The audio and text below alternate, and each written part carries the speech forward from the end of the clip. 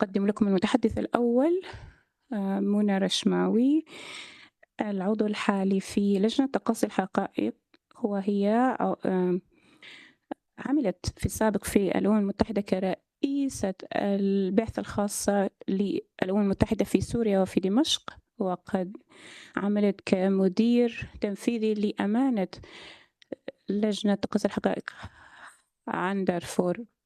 مرحبا بك. أخبرينا في 5 دقائق كيف يمكن لجهود لجنة تقصي الحقائق تعزيز إمكانيات التوثيق لمنظمات المجتمع المدني، وكيف يمكن الاستفادة من التقارير التي تحصلتم عليها. أشكركم على تنظيم هذه الفعالية الجانبية ولدعوتي. سأتحدث عن أمرين، أولهما أن أجيب مباشرة على أسئلتك. Highlight few things that I think are important in our report and how this report is different than the previous report.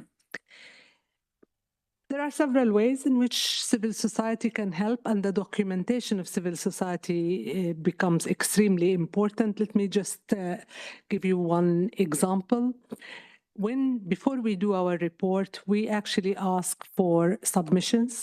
We actually do a call for submissions. When this call for submissions, we ask particular questions and highlight areas that I think are important. And we tell you kind of like, this is the information that we'd like to receive. So information in these areas have become extremely important. We receive submissions. We don't always we don't footnote the submissions, because what we do is that we verify them. So the information that we receive are not what is in the report, is basically verified and checked and so on.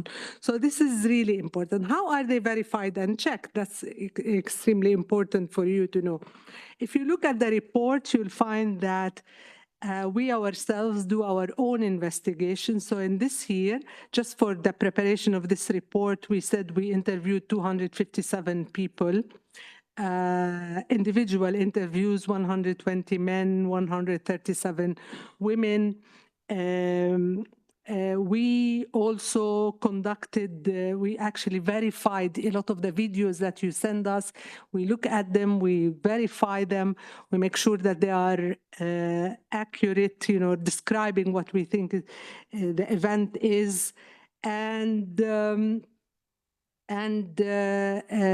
we do what we call geolocate them. That basically we make sure that the event, that the location of the video is accurate. So this year, as for the result of this submission, we received submissions from 147 individuals, separate individuals, and 32 civil society organizations. This is, of course, very, very important for us. As I mentioned, we travel also to the neighboring countries. Until now, Sudan has not allowed us to enter into Sudan, but we travel into the neighboring countries, Chad, Uganda, hopefully soon South Sudan, and maybe Central African Republic, and we continue to ask to access Egypt, and hopefully soon we will be able to access Egypt. We also been to Ethiopia. And there are other things that you'll find in the report. The key point that I want to stress is that information is key for us, is really important. It gives us leads to where we can look. It tells us what is important for you, what are the more important trends, but also what are the more important locations where you think the violations are taking place. That's really key for us. So, and what would be really important is for you to understand, as I say, we verify this information, and we actually apply a standard reasonable grounds to believe, which is the standards, which basically means that we have to have a lot of corroborated evidence. So it's not one story, it's not one person's story, but it's several person's stories leading to the same, and other information leading to the same result. So maybe I'll stop at that for the documentation. I want to just very quickly tell you a few things that I think are important in this report that you didn't see perhaps in the other report. So what is new in this report that you didn't see in the previous report? This is the second major report that we do on the situation. What we saw from 2020, in our 2025 report, we see that the violations not only continued, but they also intensified and deepened. Three main things that I'd like to mention. One is three main patterns and trends that I'd like to mention on violations that I'd like to mention. The first one, I'll be very almost there. The first one is the reprisals. It's really very worrying that what happens is that when areas change hands, what happens is that those people, the people living in that area, are seen as basically collaborating with the other side. And we have documented a lot of cases from both SAF and RSF, where basically a lot of arrests, arbitrary detention, and we have verified information of summary execution, on-the-spot execution after beating and so on. So that's for us is very, very serious. These reprisals and these attacks against communities, collective punishment sometimes of communities is extremely serious. The second issue that I'd like to also highlight is the issue of starvation. And there, three components are essential. One is the attacks on the places where the people can access food. And this is where the markets are. And we documented a lot of markets being attacked by both sides. So this is very important information for us when you bring it to our attention. So Al-Fashir and beyond Al-Fashir, particularly in the RSF controlled area, but also so the access to food and water. And then the third aspect that I will mention is what we actually talked about is the crime of extermination. This is really essential because if you combine, it's a crime against humanity. It combines, it's starvation plus. It combines, it's about creating conditions of life that basically lead to the extermination of communities. So this is about killings, denial of food and water and medical assistance. So the attacks on hospitals that we actually talk about a lot in the report, as well as denial of humanitarian assistance. The combination of these leads to conditions of life which are basically lead to the extermination. This is the first time we use this language. We use it in particular with regard to events in Al-Fashir. We're very worried about Kordofan right now and other areas in where there is active war. We've seen some of these events unraveling also in Al Jazeera area. So one is really worried about this. Why I mention these three issues, and I will end here, because these are crimes under international law. These crimes have specific elements, and when we use these words, it means that these specific elements we have considered that they actually existed, and they are actually there. So linking back to the issue of documentation, how do we know this? Is because you provided us for the documentation and we verified this documentation and we were able to reach the threshold of saying these crimes may have taken place in this territory in a credible way because there are reasonable grounds to believe that these acts have taken place and they amount to international crimes. Thank you very much. Thank you so much, Mona, for starting us on this interesting discussion. Our next speaker is joining us online. Commissioner Hatem, are you there? Oui. Vous me recevez? Oui. Bonjour. Our next speaker is the Commissioner Hatem, who is a chairperson of the African Commission Fact-Finding Mission on Sudan. He is also a country rapporteur on Sudan, as well as the chairperson of the Committee on Prevention of Torture against Torture in Africa. In addition to his human rights work, Commissioner Hatem is a professor in Tunisia and has spent many years as a diplomat.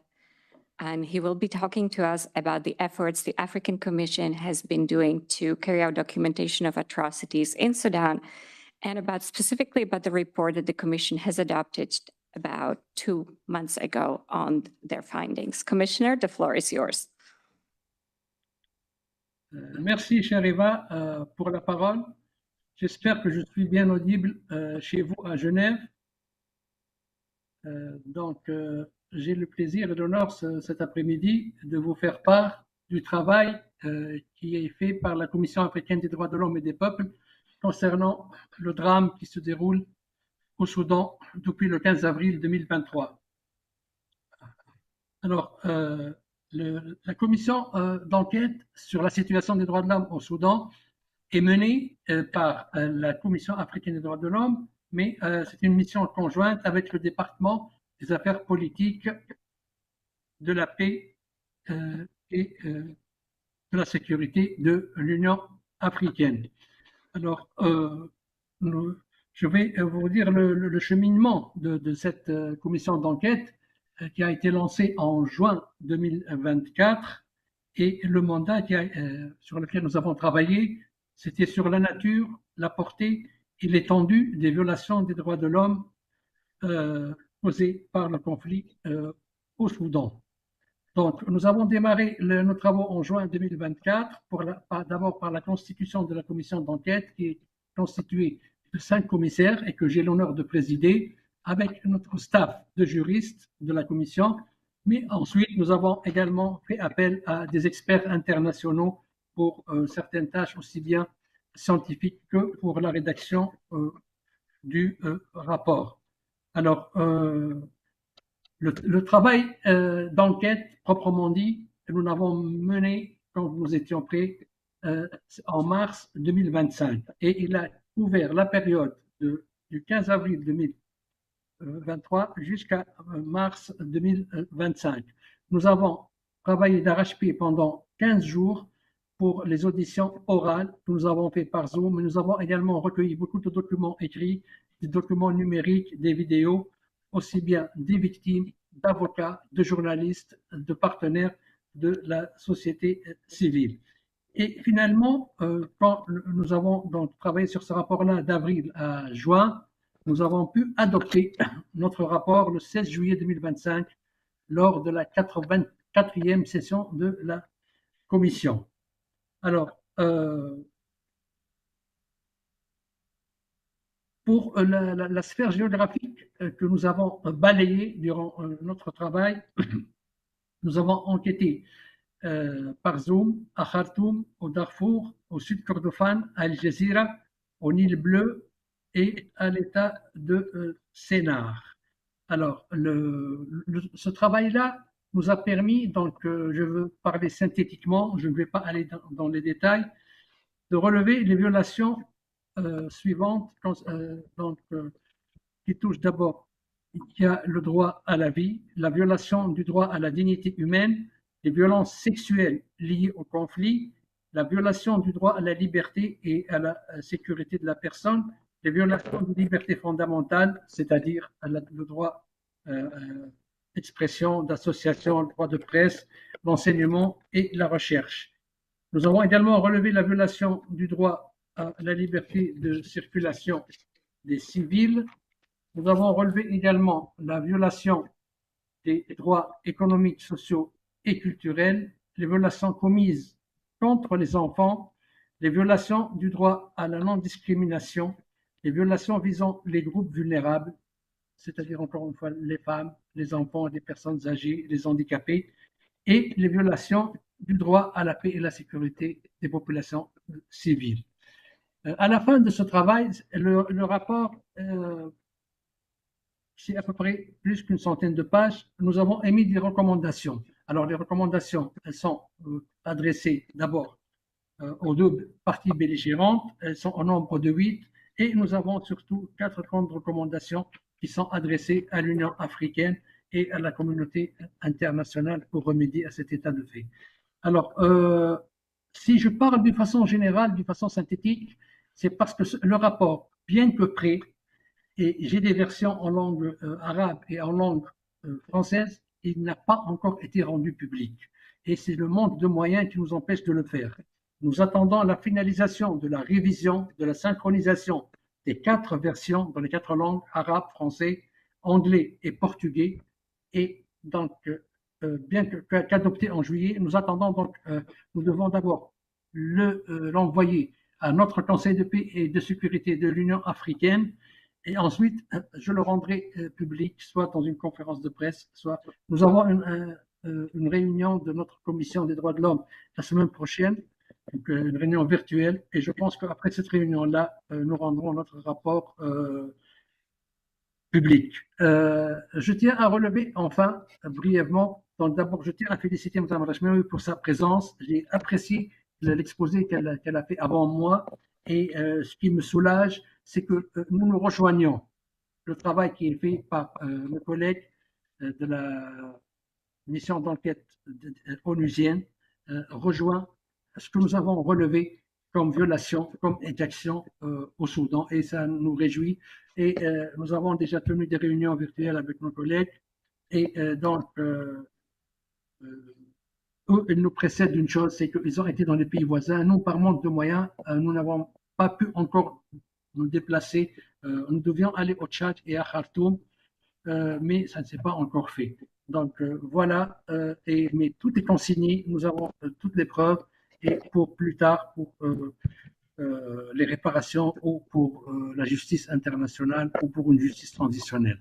Voilà, cher Eva, ce que je voulais vous dire brièvement pour cette réunion, et je vous rends la parole tout en vous remerciant. Thank you so much, Commissioner Hatem, for the presentation and the kind words on the collaborations with the United Nations and MONA. Now our next speaker is again online. Her name is Nazik Caballo, and she's a researcher and woman human rights defenders from Sudan. She's a founder and director of Sudanese Women's Rights Action, a women's rights group working in advocacy and promoting gender equality in Sudan. She's been advocating for women's and human rights and working on documentations of violations in Sudan for the last 15 years. Nazik, are you there? Yes, do you hear me? Yes, we do. So thank you. And my question to you is, if you could talk to us about the experience and the challenges the female human rights defenders face in their work in Sudan, and in particular in the documentation of sexual and gender-based violence, and what can be done to ensure that their suffering or the violations that you are documenting are also at the center of any transitional justice processes. The floor is yours. Thank you so much, Eva.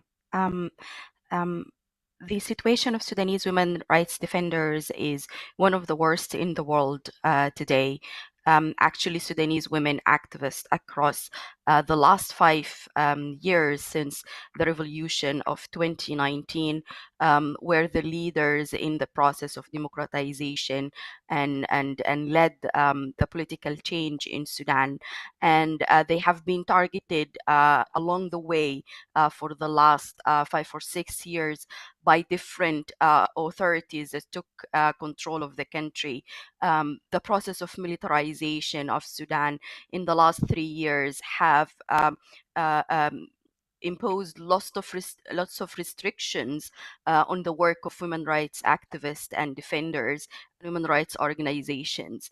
The current conflicts has increased this pressure to the extent that most of women rights activists has actually lost their capacity to work, despite the resilience they had, but they have become victims of smearing campaigns online, victims of arrest, detentions, and accusations of collaboration with different parties of the world that has led some of them to be detained and tortured and even sexually abused. Some of the women activists who have been working from outside Sudan, they also receive threats. They are also sometimes denied from accessing Sudanese nationality and identification documentation because of their work in advocating human rights in Sudan. As for sexual violence in particular, there is huge efforts have been done, especially by women activists and women groups on the ground to respond to mass crisis of conflict-related sexual violence in Sudan. This response included documentation and monitoring.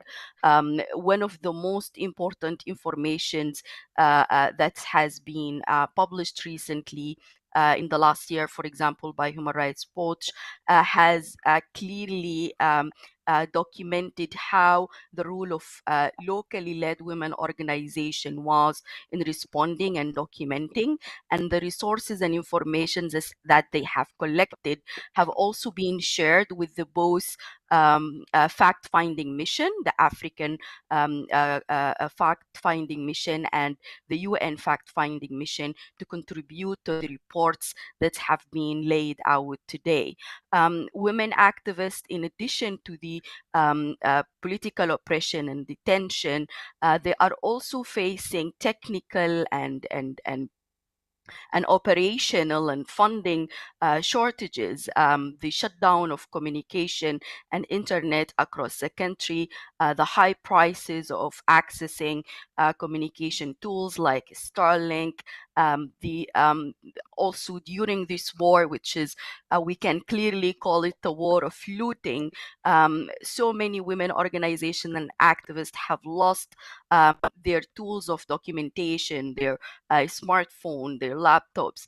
So despite all of these challenges and low capacities, women-led organizations have been fighting resiliently, and I'm very proud of their courage across the country, because as we all know, women are always the ones who actually hold communities together. And because we are the ones who stay behind, lots of the responsibilities fall on our shoulders. That include, of course, holding those who are committing all of these war crimes accountable.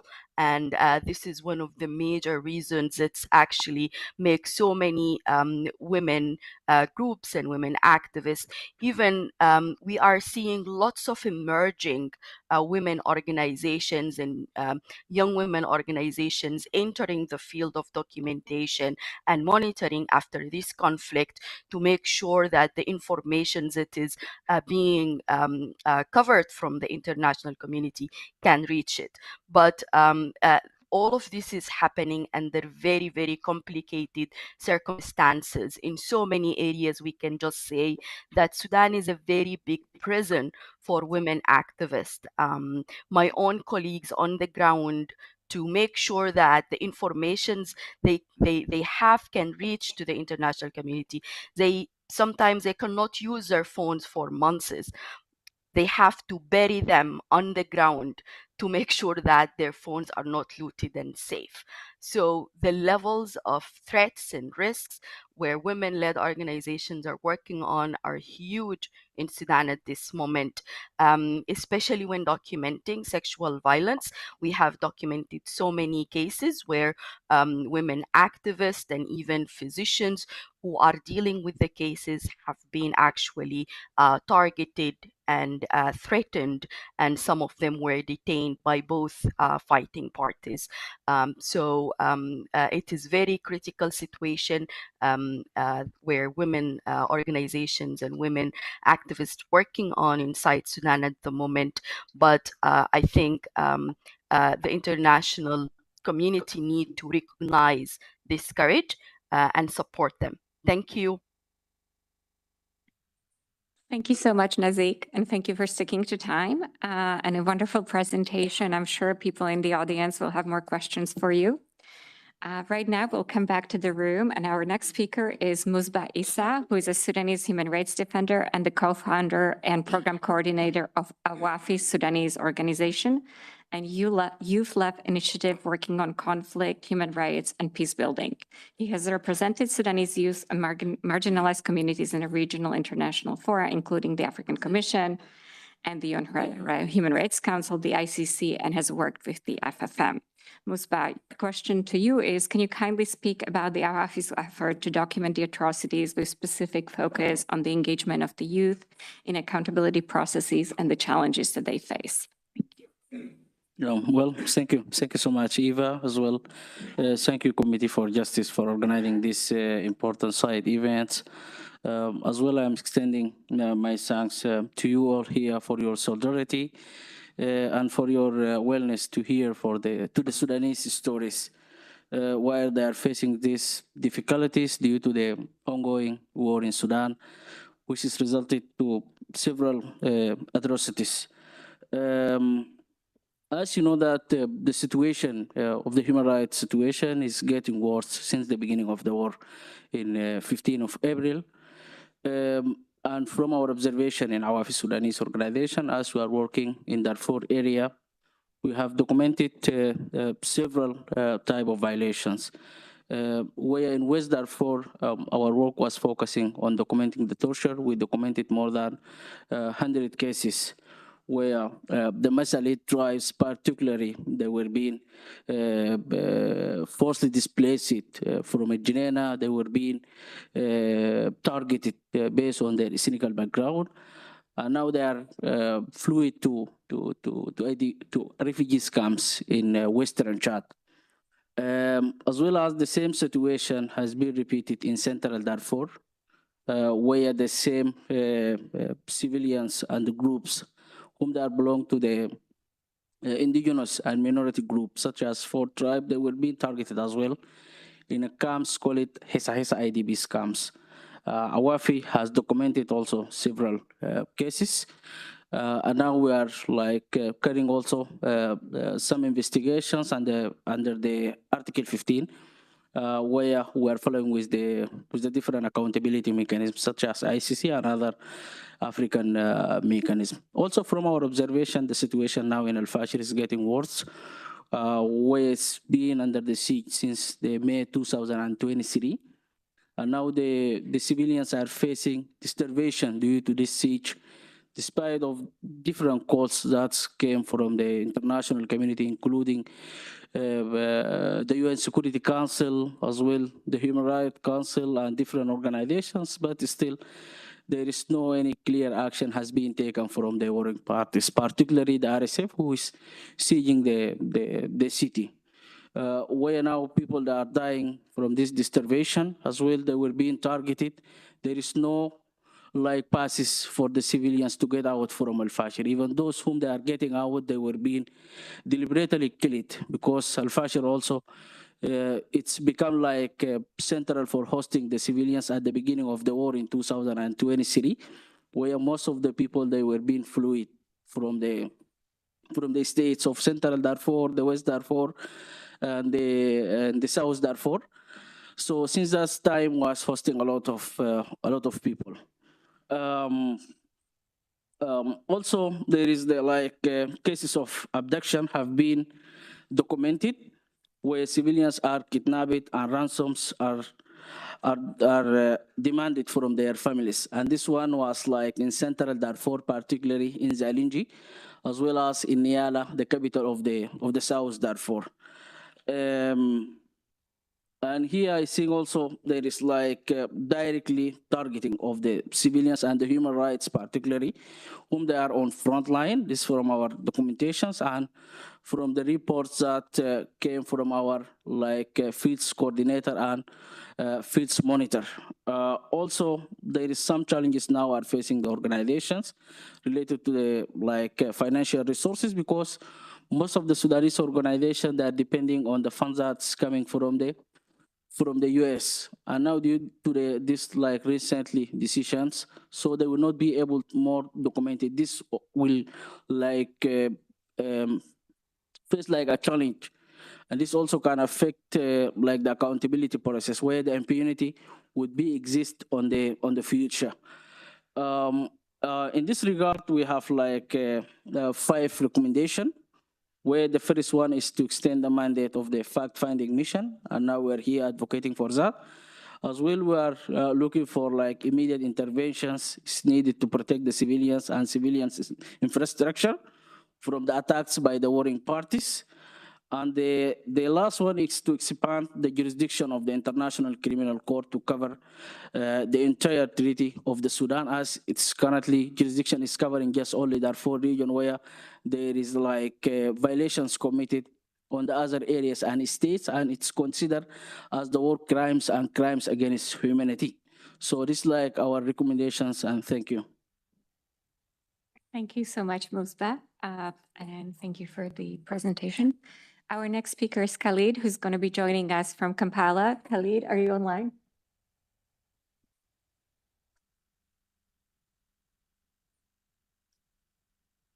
Khalid? Technical difficulties.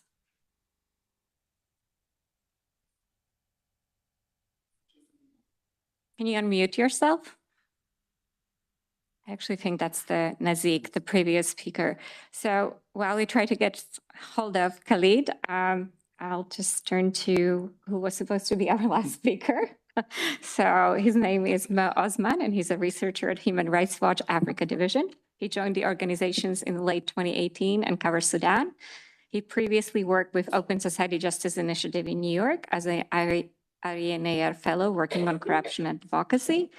And he started his career as a practicing lawyer in Sudan, working with ICRC and in private practice. My question to you is, can you please speak about how Human Rights Watch and other international INGOs can enhance the engagement between the grassroots organizations and the accountability mechanisms? Thank you very much, Eva, and thanks for the Committee for Justice for actually having us here. It's always good to have space to talk about accountability in Sudan, because when we talk about the conflict, it's always the politics that wins when it comes to the conversation. I just want to start with an anecdote, running the risk of repetition. In 1956, few weeks after the Sudan independence, there was a very famous massacre, for Sudanese at least, which is known as Amber Gyoda, that happened in the White Nile State. And it was a massacre that farmers were on a strike and then attacked the police station, and then many of them, hundreds of them, were put into a kind of a house, and then they died out of suffocation. We know that as Sudanese that this incident happened. Many of us don't know why there was no accountability for it. And there was a very interesting article called The Black Hole of Kosti, which is where the incident happened. And it explains very much that at that time, the US and the world and the UN coming to Sudan to negotiate giving loans to the Sudanese, the newly Sudanese formed government. And so the government decided not to make this incident public. And the donors decided not to engage with the situation. Accountability and immunity in Sudan has been so much connected to the political conveniency of Western governments and donors who are like, it's fine, let's just focus on the peace component. And this is literally what has been happening, and what literally had connected us to what's happening in the conflict in Sudan at the moment. There is no chance for Sudan to reach peace without actually addressing the accountability question. Another anecdote to bring, and maybe sometimes I also mentioned it here, is after the violent attacks on the protesters in June 3rd, 2019, I was interviewing few people who witnessed the attack, who is led by the Rapid Support Forces, but also was allowed by the Sudanese Armed Forces. And it was an interesting thing this person said. He said, if we had accountability for that event in 1956, maybe we will have a chance to have a better Sudan.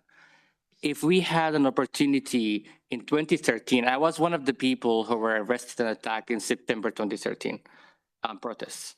If we had accountability for this, 2018 wouldn't happen. If we had accountability for 2018, 2019 wouldn't happen. So it is the cycle what we're having at the moment of impunity that we're seeing now.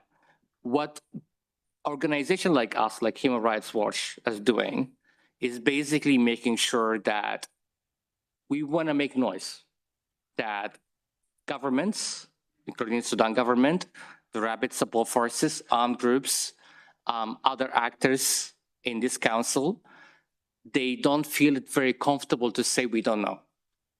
And this is actually the point we really appreciate about the fact-finding mission in two ways.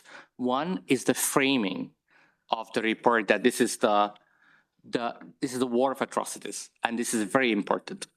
People will always talk about the two-side aspect. We're not equalizing them. This is not the point.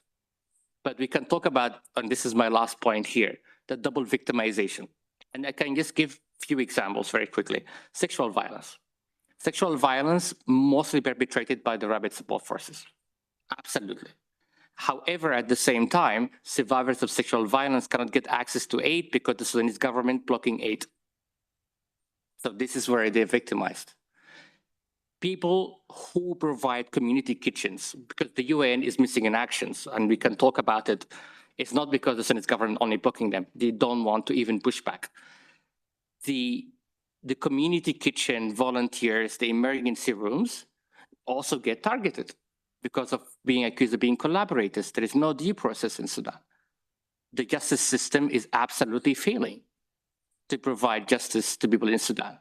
And the importance is that we have the UN, the fact-finding mission, and other UN agencies to be like, we are investigating independently. We hope the Sudanese authorities to say, like, we need help. We need help. We need to have access to capacity building. We need to have access to do this, not to push back on the possibility of accountability. And this is the point that if you continue to endorse impunity in Sudan, the only thing we're seeing at the moment is just going to be more and more violations. Thank you. Thank you so much, Mo. And we have Khalid online. Khalid is joining us, like I said, from Kampala. He's a Sudanese human rights defender and a founding member and a spokesperson for Youth Citizens Observer Network ICON. He brings a strong grassroots experience and deep engagement in youth-led peace building and human rights work in Sudan. Khalid, can you please talk to us about how YCON and its efforts to document atrocities with specific focus on what challenges have you experienced in setting up long-term documentation plans and interactions with the regional and the UN human rights mechanisms? Khalid, the floor is yours.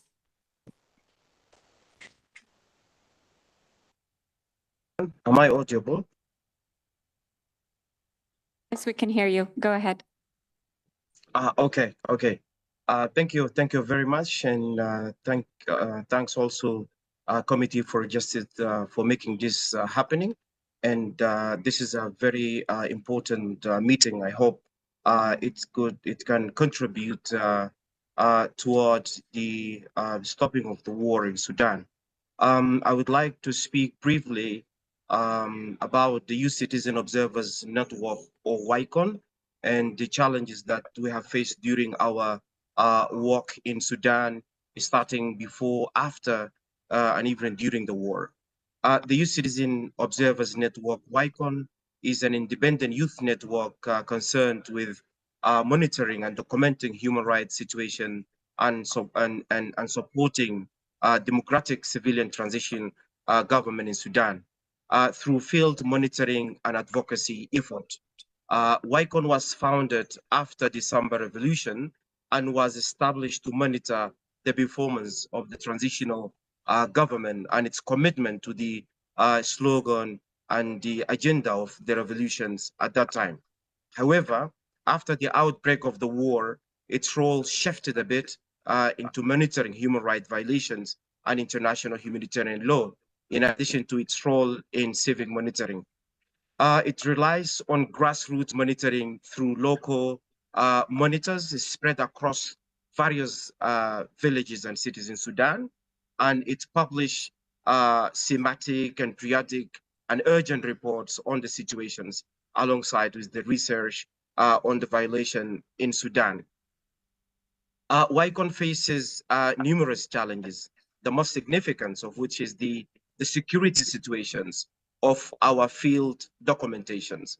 The war has caused security complications related to the movement of civilians, and of course, the monitors and the observers on the ground, particularly the monitors working to document violation or civic activists operating to generally stop the war in Sudan. These individual faces security harassment with weak protection mechanism, especially for field monitors. Such harassment includes detention, search, and arrest, which restricts the movement of monitors on the grounds. And this has affected much the work of the observations that we are handling from time to time. Additionally, communication interruptions or internet blackouts greatly affected the flow of information and the data we received from the ground. Despite all these challenges, we are very proud that the monitors continue to provide us with daily information. And at this opportunity, allow me to thank everyone who's working under these complex conditions and for their brave action to inform the world about what is happening in Sudan. But unfortunately, the world has remained inactive and silent toward taking any decisive action of what's happening in Sudan. And the war is still going on, and the violation continue in a daily basis. And also there are significant challenges regarding the long-term planning for our work and activities, stemming from the lack of support, especially after the recent decision related to the fund cut, as some of you have just stated in their statement. And this issue has not only affected the long-term plans, but has also significantly impacted on the documentations process, monitoring violation, and providing humanitarian assistance, particularly concerning emergency rooms, as been mentioned before, and kitchens in cities and villages of Sudan. It becomes difficult to establish a long-term plan for us and for other organizations and youth-led initiatives in the absence of the fund, as there is no guarantee of implementations. As there is no guarantee of the implementation of what the plan might entails. Although we prepared a strategic plan for 3 years last July, we lacked the necessity guarantee to implement or to make it happen optimally due to the funding halt. This necessitates a greater role from supporting organizations, funding organizations towards grassroots youth and women initiatives that have been affected by the funding halting, to ensure the continuity of their humanitarian rights-based activities in the manner that guarantees the interest of the Sudanese citizens. Lastly, there are also challenges related to communication with regional mechanism and the United Nations, especially of the human rights, represented by the weakness of or scarcity of communication channels with these mechanisms. Many Sudanese would like and the reports on the daily basis, and they would like to present what they have in the different mechanisms and the UN and so on. But as I've mentioned, the communication channels with these mechanisms and the times, it relies solely on personal relationship to access them. In addition, the lack of common coordination mechanism among. Khalid, I'm sorry to cut you off. Can you just summarize your presentation in 10 seconds, please?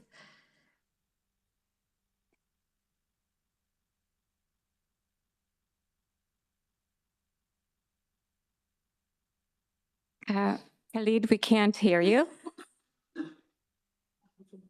Okay, thank you. If you please stay online for any questions, I would really appreciate that.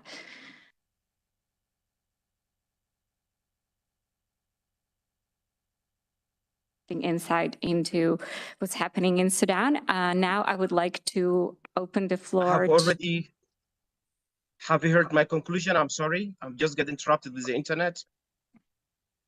It's okay, Khalid. That's fine. Thank you. Okay, thank you very much. Thank you. If you have the questions that you have, and I would like to ask you to introduce yourself, which organization or government you represent, and if you have a specific question for the panel or a specific question for the panelists, direct them to them.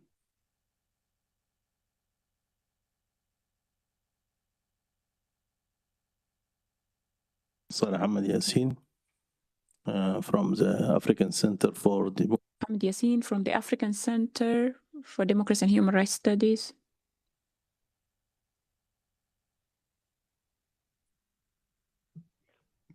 From the speakers that no document or hypocrisy can delete the shame of the buried persons or the victims.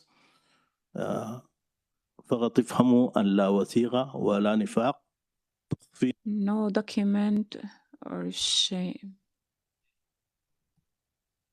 Indicating that as long as we have fact-finding mission, whether African Commission fact-finding mission or the international independent fact-finding mission, which is documenting, as long as we have brave youth like Misbah and Khalid and others who are documenting what is happening in Sudan, we have to make sure that in the future, these crimes will remain as a scar for our Sudanese community. And no way for the authorities which are seeking legitimacy to at least gain again the constitutional order can delete the high violations of human rights committed and continue to commit it. We want to make sure that the ongoing genocide, the crimes against humanity, the war crimes, and other grave violations should not reward it, and the perpetrators should not go free around the world. This should be very clear and should be assured by this council. Ms. Muna, it is good that you mentioned that the civil society can play more role. However, with limited capacities, especially at the grassroots, how can we guarantee their safety? And because there are a lot to be documented from both parties and their allies in the different territories. And still, we see that women are hanged on a daily basis like we have seen yesterday. Thank you. Thank you. Thank you very much. My name is Tariq Kurdi from the African American Society for Humanitarian Aid and Development. Thank you for all the presentations that you have enlightened us, and thank you for the report, which is very, very comprehensive. I worked for the United Nations for 35 years, for UNHCR, and I witnessed so many wars around the world, but I have never experienced violations of human rights such as what is happening in my country, the Sudan. Mr. Mohammed Osman spoke at length about accountability. My question is very simple. What are the concrete measures that the fact-finding mission or the Human Rights Council or the international community will undertake to ensure accountability on these horrendous violations of human rights and bring perpetrators to justice, injustice for the victims of this horrendous war? Because I say that not a single family has been spared. Not a single family in Sudan has been spared from violations of human rights being loss of a family member, a brother, a sister, a neighbor, property, everything. There are 10 or 15 million families that have lost something. Thank you very much.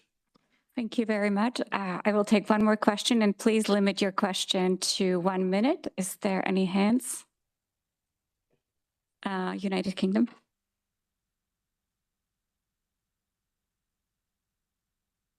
Thanks very much all for your powerful presentations. It's really excellent to have all of your voices in Geneva today. I think this event has really honoured the role that local civil society plays in supporting the fact-finding mission's work, as well as the work of many other mechanisms seeking accountability on the situation in Sudan. A question kind of for Mona, as well as the Commissioner. I think I'd be keen to see from your perspective how the UN fact-finding mission and the AU fact-finding mission interact. What is the comparative advantage of each mechanism, and what more can we do to maximize that? Thank you. Thank you very much. So, Mona, it seems like most of the questions are directed to you. Feel free to go ahead. Yeah, no, thank you very much. Thank you for all these questions. First, let me start with the last issue and really start by thanking Commissioner Hatem for all the hard work that their commission has done. I really hope, Commissioner Hatem, I look forward to reading your report, and I really hope that we will see that report very soon. So we are collaborating, as Commissioner Hatem said, we are collaborating with the African Commission. We reached out several times. We spoke,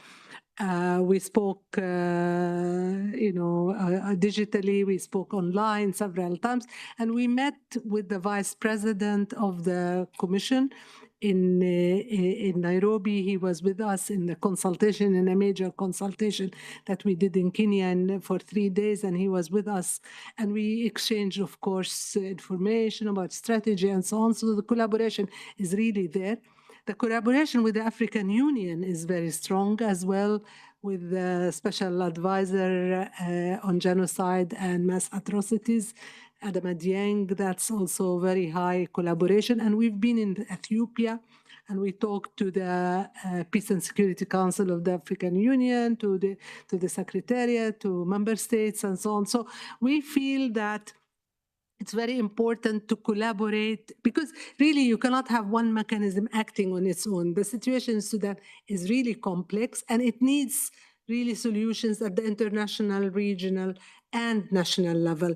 We would love to be in Sudan and to talk to the Sudanese authorities as well, and the Sudanese government. We wrote to the Sudanese civilian Prime Minister, Dr. Kamel Idris, who I personally know, and I think it would be great to have access to be also to enter into dialogue with Sudan as well. So we're very, very happy to collaborate. Just one issue that I wanted to mention on this, 2 issues. On the safety of human rights defenders, this is a key point. And really, it's really important that we take it very seriously. We take measures with people who collaborate with the FFM. Reprisals for collaboration of UN mechanisms is very serious, and we raise it at the highest level. So that's really something that we take extremely seriously. Please, if you think that there are people who were subjected to reprisals because of collaboration with us, please let us know. On the concrete measures on accountability, we presented a roadmap of four components, 4 pillars.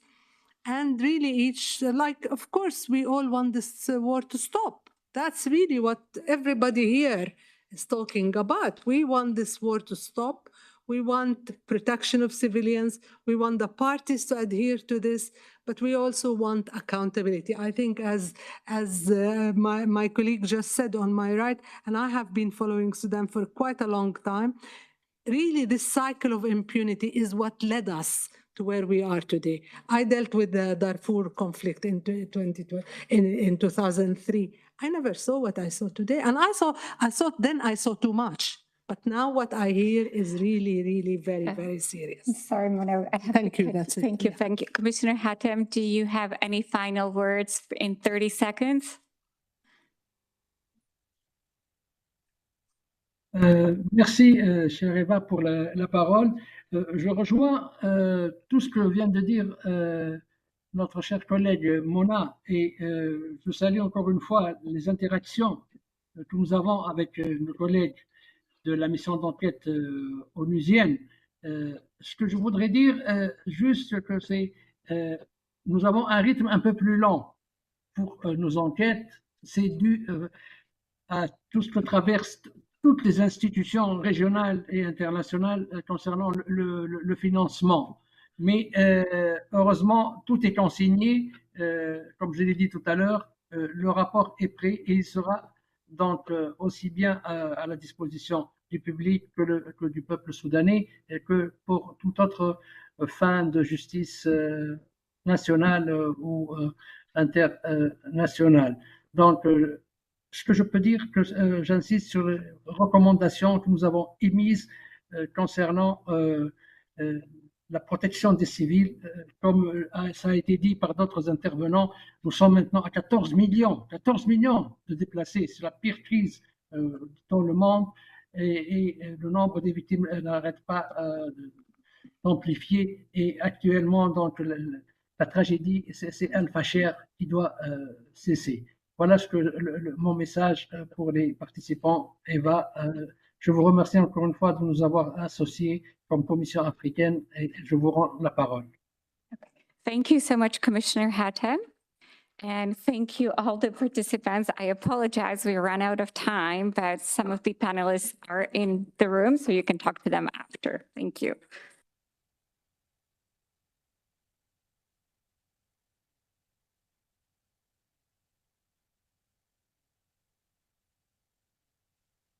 Thank you very much. Thank you.